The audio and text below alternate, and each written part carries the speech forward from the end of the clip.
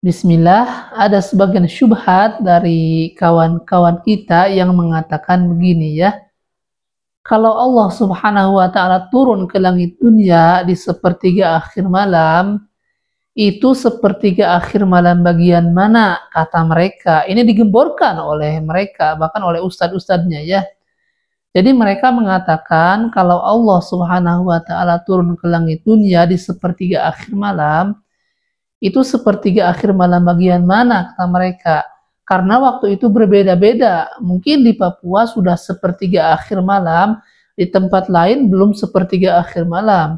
Mungkin di Sulawesi sudah sepertiga akhir malam, di tempat yang lain itu belum sepertiga akhir malam. Nah, dengan pernyataan seperti ini saja, itu sudah menunjukkan berarti mereka itu menyamakan Allah dengan makhluk. Jadi mereka menggambarkan yang turun di sepertiga akhir malam itu makhluk, bukan Allah. Jadi ketika mereka mendengar hadis yanzilu rabbuna tabaraka wa ta'ala kula lailatin ila sama'i dunya hina yabqa thuluthul lailil akhir, Rabb kita Allah Subhanahu wa Ta'ala turun ke langit dunia di setiap malam di sepertiga akhir malam. Nah, yang mereka gambarkan itu yang turun itu makhluk. Bahkan ada sebagian syubhat lagi mengatakan itu yang turun itu bukan Allah, tetapi ilmunya katanya. Ada yang mengatakan lagi rahmatnya. Kalau yang turun itu ilmunya atau rahmatnya, itu disebutkan turun ke langit dunia, tidak sampai ke bumi. Berarti tergantung di langit dunia ya. Jadi begitulah kalau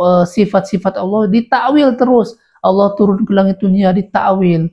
Allah beristiwa di atas arsy ditakwil lagi ya. Nah, kami menjelaskan seperti ini karena mungkin sebagian orang awam ketika ada subhat seperti itu, yakni mengatakan kalau Allah turun ke langit dunia itu bagian mana, karena malam itu berbeda-beda waktunya. Kalau yang digambarkan itu makhluk, itu akan susah sekali. Ini kan di Papua baru jam 2, di tempat lain sudah jam 3, di tempat lain lagi sudah jam 4, berarti Allah naik turun. Ya begitulah kalau orang membayangkan bahwa yang turun itu adalah makhluk. Tetapi kalau Allah itu maha mampu. Ketika Allah turun ke langit dunia dalam waktu yang bersamaan itu Allah mampu ya. Jadi mereka saking menolaknya Allah di atas langit, meskipun ada puluhan dalil yang disebutkan di dalam Al-Quran atau di dalam hadis, makanya kalau dikumpulkan banyak, ribuannya.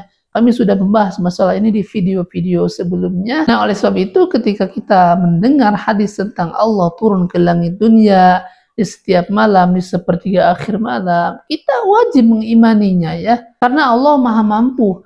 Dalam satu waktu saja Allah menjawab jutaan doa dalam satu waktu bersamaan.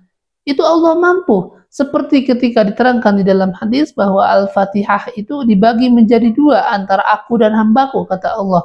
Ketika hambaku mengucapkan Alhamdulillahirabbil alamin, maka Allah menjawab hamadani abdi, hambaku memujiku.